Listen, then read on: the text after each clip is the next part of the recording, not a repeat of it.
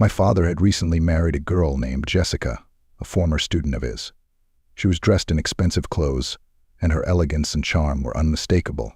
I was happy for my father. At his age, having a woman like that was quite an accomplishment. I envied him a little because my wife, Emily, is wonderful, but Jessica was something else entirely. She had a magnetic presence that drew people in, making me feel both impressed and awkward in her company. I started visiting my father and Jessica more often. Jessica had a knack for making me feel like I was the center of her attention, and our conversations often lifted my spirits.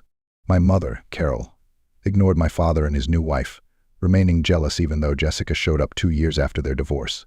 Carol was proud, and the ease with which my father moved on with his life hurt her deeply. I visited her less and less often as her bitterness during our brief visits drained her of strength.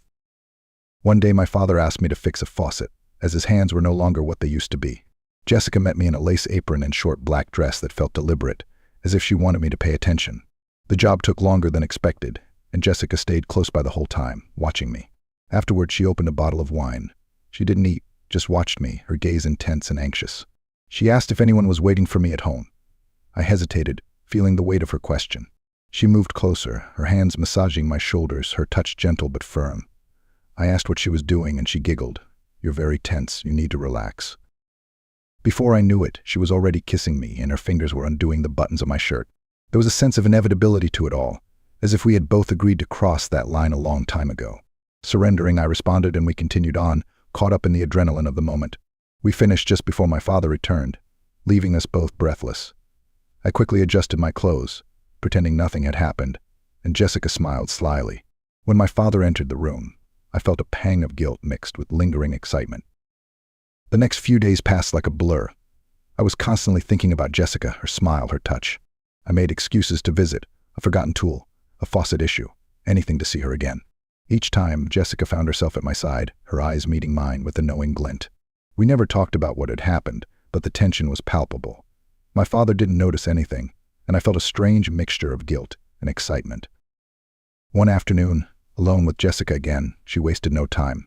She leaned toward me, her lips a few centimeters from mine, and she whispered, "I've been waiting for this." She kissed me, and I gave in again. The excitement of being caught added to the adrenaline, and I found myself completely lost in her. She looked up at me afterward, her eyes full of satisfaction. "You know this can't last forever," she said. I nodded, realizing we were playing with fire, but I wasn't ready to leave. The thrill was too tantalizing. I left that day feeling a mixture of emotions, guilt, excitement, fear. I knew I had embarked on a path that could only lead to disaster, but I couldn't bring myself to stop. Jessica had me in her grip, and I couldn't get rid of her. The line had been crossed, and there was no turning back.